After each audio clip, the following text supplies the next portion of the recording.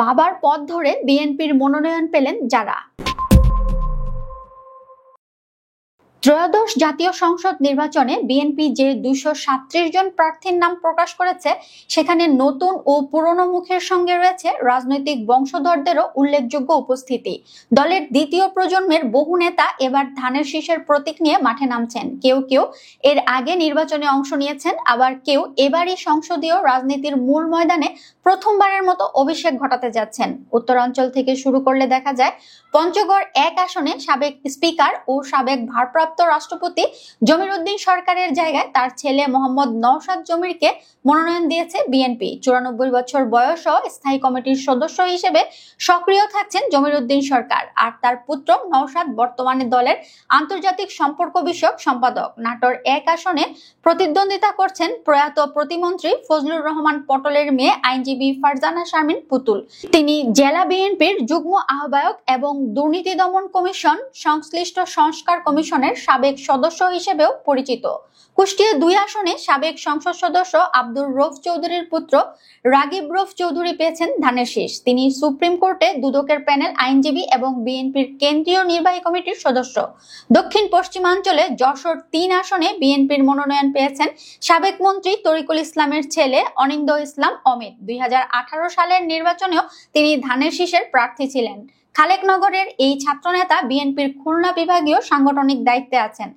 ঢাকায় নজর দিলে দেখা যায়, ঢাকা 4 আসনে সাবেক এমপি সালাউদ্দিন আহমেদের ছেলে তানভীর আহমেদ রবিন এবার দলের টিকিট পেয়েছেন। বিএনপির ঢাকা দক্ষিণের সদস্য সচিব রবিন এবার রাজধানীর রাজনীতিতে গুরুত্বপূর্ণ পরীক্ষার মুখোমুখি হতে চলেছেন। আবার ঢাকা 6 আসনে অবিভক্ত ঢাকার সাবেক মেয়র সাদেক হোসেন খোকার ছেলে ইশরাক হোসেন লড়বেন। দক্ষিণ সিটি কর্পোরেশন নির্বাচনে মেয়র প্রার্থী হিসেবে আলোচনায় ছিলেন তিনি। ফরিদপুর অঞ্চলে 2 সাবেক প্রভাবশালী নেতার কন্যা এবার একযোগে লড়ছেন। ফরিদপুর 2 আসনে শামা ওবায়েদ সাবেক মন্ত্রী কে এম ওবায়দুর রহমানের মেয়ে এবং বিএনপির সাংগঠনিক সম্পাদক। অন্যদিকে ফরিদপুর 3 আসনে প্রার্থী হয়েছেন চৌধুরী নায়াব ইউসুফ, যার বাবা প্রয়াত কামাল ইবনে ইউসুফ এবং দাদা ছিলেন যুক্তফ্রন্ট সরকারের মন্ত্রী।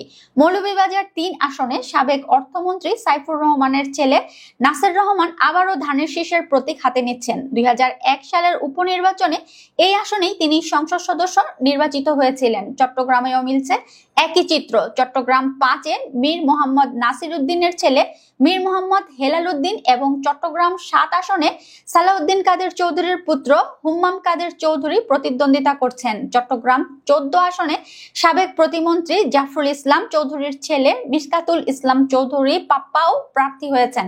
গাজীপুর 4 আসনে সাবেক মন্ত্রী আসম হান্নান শাহের ছেলে শাহ রিয়াজুল হান্নান রিয়াজ এবং মানিকগঞ্জ 2 আসনে সাবেক মন্ত্রী শামসুল ইসলাম খানের ছেলে মইনুল ইসলাম খান এবারও লড়ছেন। দুজনই এর আগে এই আসনগুলোতে প্রতিদ্বন্দ্বিতা করেছেন এবং দলীয় সাংগঠনিক দায়িত্বে রয়েছেন। ময়মনসিংহ 9 আসনে এনডিসির সাবেক সদস্য ও সাবেক এমপি আনোয়ারুল হোসেন খানের ছেলে ইয়াসির খান চৌধুরী রয়েছেন প্রার্থী তালিকায়। শেরপুর জেলার 3 আসনেই দেখা যাচ্ছে দ্বিতীয় প্রজন্ম উপস্থিতি। শেরপুর 1-এ ডক্টর সানসিলা জেবরিন প্রিয়াঙ্কা, শেরপুর 2-এ ইঞ্জিনিয়ার ফাহিম চৌধুরী এবং শেরপুর 3-এ মাহমুদুল হক রুবেল। ঝিনাইদহ 3 আসনে সাবেক সংসদ সদস্য শহীদুল ইসলাম মাস্টারের ছেলে মেহেদি হাসান এবং গাজীপুর 2-তে সাবেক মেয়র আব্দুল মান্নানের ছেলে এম মঞ্জুরুল করিম রনি প্রতিদ্বন্দ্বিতা করছেন। পিরোজপুর 2 আসনে সাবেক এমপি নুরুল ইসলাম মঞ্জুরের ছেলে আহমেদ সোহেল মঞ্জুর সুমনও রয়েছেন তালিকায়। সামগ্রিকভাবে বিএনপি মনোনয়নের তালিকা দেখলে পরিষ্কার, দলটি এবার অভিজ্ঞতা, পারিবারিক রাজনৈতিক ঐতিহ্য এবং কর্মক্ষম তরুণ নেতৃত্বের মিশেলে নির্বাচনী মাঠে নামছে। 2018 সালের নির্বাচনে অংশ নেওয়া দ্বিতীয় প্রজন্মের অনেকেরই এবার আবারও সুযোগ পেয়েছে। নতুনরাও নিজেদের সক্ষমতা প্রমাণের অপেক্ষায়। চলমান রাজনৈতিক উত্তাপের মধ্যে এই তরুণ তুর্কি প্রজন্ম বিএনপির ভবিষ্যৎ রাজনীতিতে কতটা প্রভাব বিস্তার করতে পারে তা এখন সময়ই বলবে।